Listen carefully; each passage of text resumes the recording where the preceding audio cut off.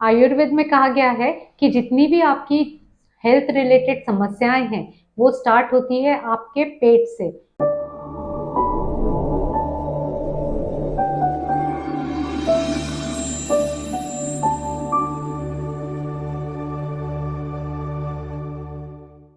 आयुर्वेद में कहा गया है कि जितनी भी आपकी हेल्थ रिलेटेड समस्याएं हैं वो स्टार्ट होती है आपके पेट से।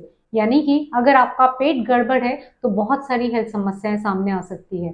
उसी तरह से अगर आपने अपने पेट का इलाज कर लिया सही समय पे तो बहुत सारी समस्याओं से आपको समाधान भी मिल सकता है।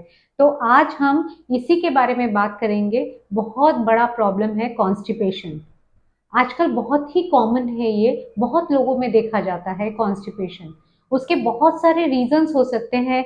लो फाइबर डाइट, स्ट्रेसफुल लाइफस्टाइल, उसके बाद में मैदा और मैदों की चीज़ों से बने हुए सेवन करना, बहुत सारे स्पाइसी मिर्च मसालों का सेवन, गलत फूड कॉम्बिनेशंस को हम अपने आहार में लेना। तो ये बहुत सारे रीजंस हो सकते हैं बहुत सारी डिसीजेस में। कुछ अगर हम दवाइयाँ ले रहे हैं तो उसमें भी हमें कॉन्स्टिपेशन की समस्या हो सकती है। तो ये आपको करना है कि आपके साथ में किस वजह से आपको कॉन्स्टिपेशन हो रहा है। तो मेरे प्यारे दोस्तों, मैं क्लिनिकल डाइटिशियन और न्यूट्रिशनिस्ट कांचन पटवर्धन आज आपको सिंपल टिप्स देने वाली हूँ जिससे आपको कॉन्स्टिपेशन में डेफिनेटली आपको उससे समाधान मिलेगा।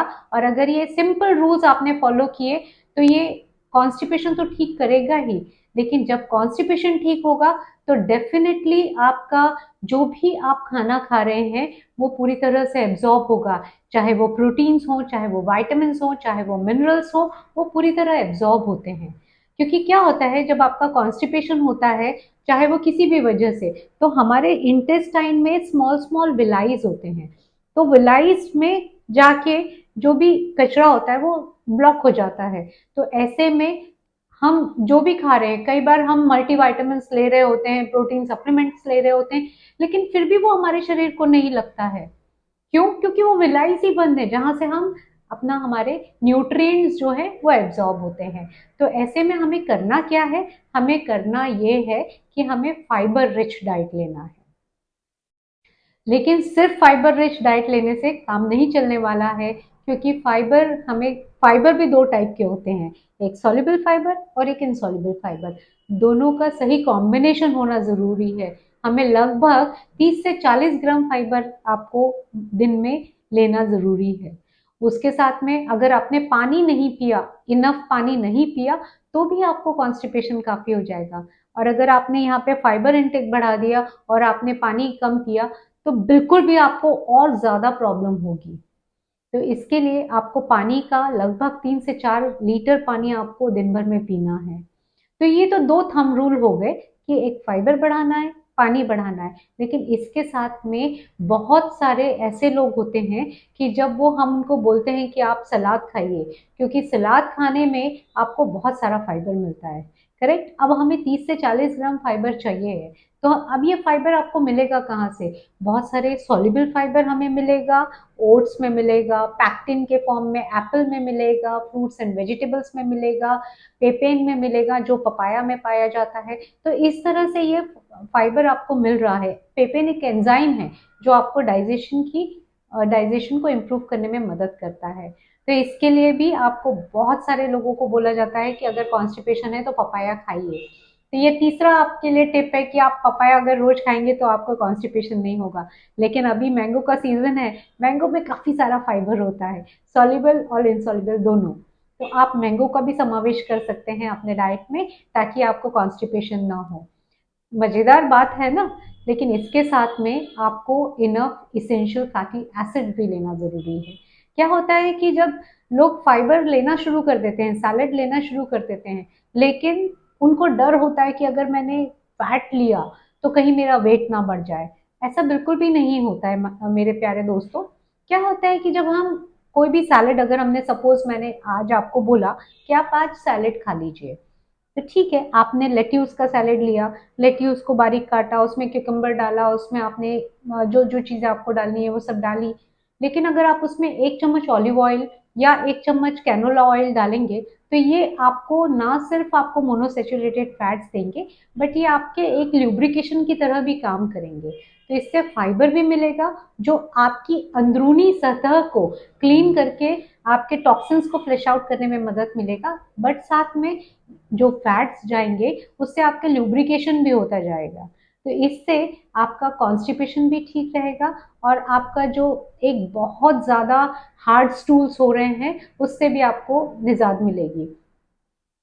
कई बार आपको सोते समय ऐसे लोगों को हम बोलते हैं कि आप थोड़ा सा हल्का सा 200 ml गर्म दूध पी लीजिए। दूध में आप जायफल और थोड़ी सी इलायची भी डाल सकते हैं।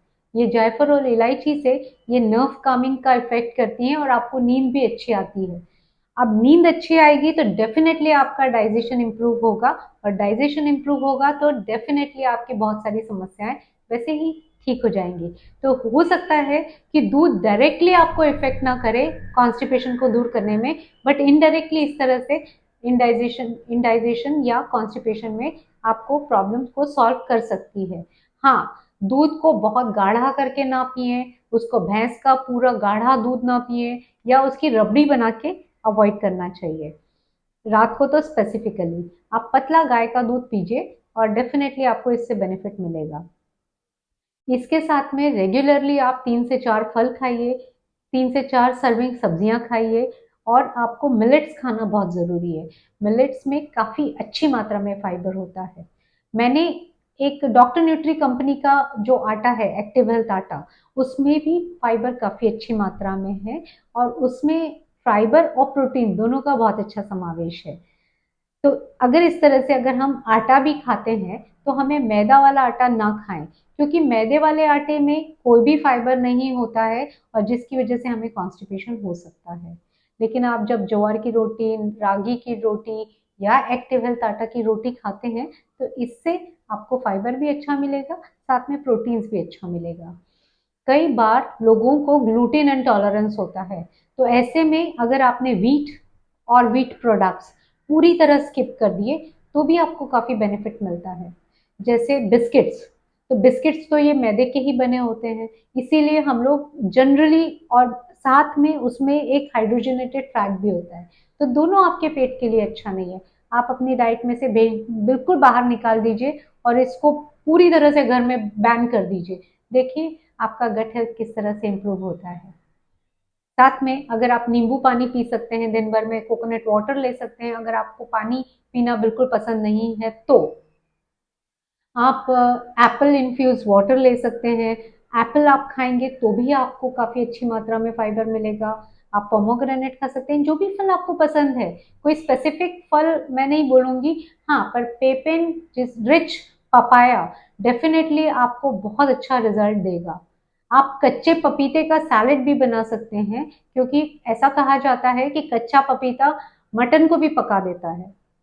तो डेफिनेटली आपके पेट में जो प्रॉब्लम चल रही है तो वो उससे भी समाधान मिल सकता है। कुछ ऐसे नेचुरल प्रोडक्ट्स होते हैं जिससे आपके एसिड सिक्रीशन में मदद मिलती है, लेकिन साथ में आपको बहुत ज़्यादा मिर्च मसाले से भी बचना चाहिए। तो ऐसे एसिड जो आपके गैस्ट्रिक जूसेस जिसको हम बोल सकते हैं, तो वो जैसे हर्ब्स एंड स्पाइसेस हैं, जैसे दालचीनी है, काली मिर्च है, ये आपके डाइजेस्टिव जूसेस को और एसिड को प्रमोट करते हैं जो हेल्दी डाइजेशन में आपका हेल्प करते हैं। लेकिन इसी का अगर ओवरडू हो जाए तो भी आपको एसिडिटी क्रिएट कर सकते हैं, और बहुत गर्म तासीर की होने की वजह से आपको हो सकता है पाइल्स की जैसी समस्याएं भी हो जाएं। तो इसके साथ ही मैं आपको बताना चाहती हूँ कि जैसे अगर आपने बहुत ज़्यादा फाइबर आप ले रहे हैं तो उसमें जैसे आपने ज्वार की रोटी खाई तो आप उसमें हल्का सा घी लगा के खाइए, ताकि फाइबर और गुड फैट का अच्छा कॉम्बिनेशन हो और आपके पेट में जाके वो गैस ना क्रिएट हो और सीधे सीधे टॉक्सिन्स आपके निकालने में आपकी मदद कर सके। सैलेड्स में हल्का सा आप ऑलिव ऑयल डाल सकते हैं, और उसी तरह से रॉन्ग फूड कॉम्बिनेशन से बचिए। रॉन्ग फूड कॉम्बिनेशंस मतलब अगर आप कोई प्रोटीन्स का सोर्स ले रहे हैं तो उसके साथ फ्रूट मत खाइए, क्योंकि फ्रूट का डाइजेशन और प्रोटीन्स का डाइजेशन टाइम अलग अलग होता है। ऐसे में अगर आपने दोनों को एक साथ में कॉम्बिनेशन कर लिया तो हो सकता है आपको गैस, कॉन्स्टिपेशन जैसी समस्याओं से जूझना पड़ सकता है।